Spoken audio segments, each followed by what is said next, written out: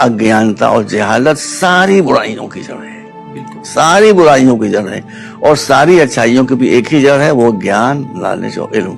देखिए, जहां इल्म आएगा उसको गुलाम नहीं बनाया जा सकता। आज कुछ मुल्क ऐसे हैं कि जो सब कुछ दे रहे हैं अपनी आया को, मगर एजुकेशन नहीं दे रहे हैं। इसलिए कि एजुकेशन आ जाएगी तो आदमी सर झुकाना भूल जाएगा। देखिए, जिस तरह शराब का नशा होता है बेटा, उस तरह मजहब का भी नशा होता है। बिल्कुल सही कहा। उसी तरह मजहब का भी नशा होता है, उसी तरह धर्म का भी नशा होता है। धर्म का नशा भी इंसान को पागल बना देता है। इस्लाम में जो सबसे बताया गया, रसूल की हदीस है, शिया सुन्नी दोनों किताबों में है कि अल जहलो अस्ल कुल्ल शर वल इल्मो अस्ल कुल्ल खैर। ये तमाम किताबों में रसूल की हदीस है।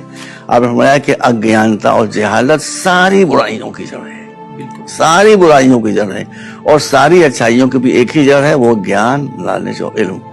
आज मुसलमान का इल्म कहाँ है? यही तो हमारा रोना है। मुसलमानों के पास इल्म खत्म हो गया। हम शिया सुन्नी का मसला नहीं है। दो सऊदी अरब 0, कतर 0, कुवैत 0, जॉर्डन 0। जिस इस्लामी मुल्क का नाम लें, एजुकेशन में 0। सिर्फ 2 मुल्क हैं कि जो एजुकेशन में काम कर रहे हैं। इत्तेफाक किया, खुशकिस्मती की बात है, एक सुन्नी मुल्क, एक शिया मुल्क। एक मलेशिया, जहां महातिर मोहम्मद ने एजुकेशन रिवोल्यूशन लाए। उन्होंने जो टोटल बजट था उसका 50% कर दिया खाली मॉडर्न एजुकेशन के लिए। उसका असर आप देखिए मलेशिया में क्या हो गया। और दूसरे ईरान में इस वक्त एजुकेशन का बहुत उरूज है, बहुत तरक्की है, और इस वक्त ईरानी साइंटिस्ट और मुख्तलिफ साइंसेज में ईरान के जो स्कॉलर्स हैं, हम आपको बताना चाहते हैं, कुछ अर्से पहले 3-4 साल पहले हम गए थे विंडसर कनाडा में। तो हमारे सामने विंडसर टीवी के ऊपर विंडसर यूनिवर्सिटी के जिन लोगों ने PhD किए थे उनके नाम आ रहे। आपको हैरत होगी सुनकर, हमने देखा उसको अच्छी तरह से कि विंडसर यूनिवर्सिटी में 48 बच्चों ने PhD की थी। उन 48 में 35 ईरानी थे। ये आप गौर कीजिए। इसीलिए देखिए, जिसके पास हम भैया हम ना शिया हैं सुन्नी है, हम तो पहले इंसानियत की बात करते हैं। देखिए, जहां इल्म आएगा उसको गुलाम नहीं बनाया जा सकता। आज कुछ मुल्क ऐसे हैं कि जो सब कुछ दे रहे हैं अपनी आया को, मगर एजुकेशन नहीं दे रहे हैं। इसलिए कि एजुकेशन आ जाएगी तो आदमी सर झुकाना भूल जाएगा। बिल्कुल सही कहा। वो चाहते हैं हमारे गुलाम बने रहे। हम आपसे इतनी सी बात बता दें, कहीं बात से बात करती है, मुद्दतों से अमेरिका जा रहे थे। जो अमेरिका के असल नेटिव थे वो आज रेड इंडियंस के हेड थे। उनकी हालत जाके आती थी। उनके लिए शराब जो है वो फ्री है।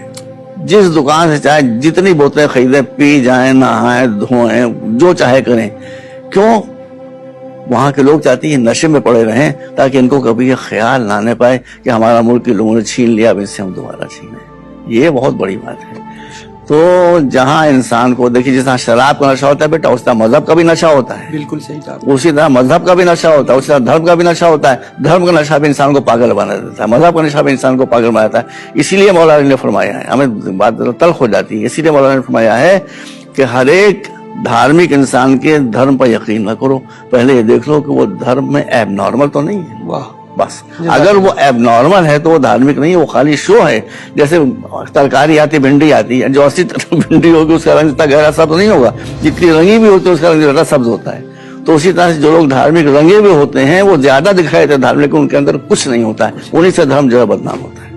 बहुत खूब, बहुत अच्छी वजाहत की डॉक्टर साहब आपने। हकीकत भी है, और जिस तरीके से देखा जाए डॉक्टर साहब, ज्यादातर जो ममालिक हैं ईरान में मॉडर्निटी के साथ साथ जो स्पिरिचुअल जो चीजें दिखती हैं कि वहां पर जो इल्मी नॉलेज वो भी है लोगों को। और ईरान हकीकत में एक वर्ड है कि एजुकेशन, जिसके सिलसिले से कहा जाता है कि अगर इल्म हकीकत में आदमी जान ले कि सही इल्म क्या है तो बहुत कुछ इस दुनिया में कर सकता है। डॉक्टर साहब, एक सवाल हमारा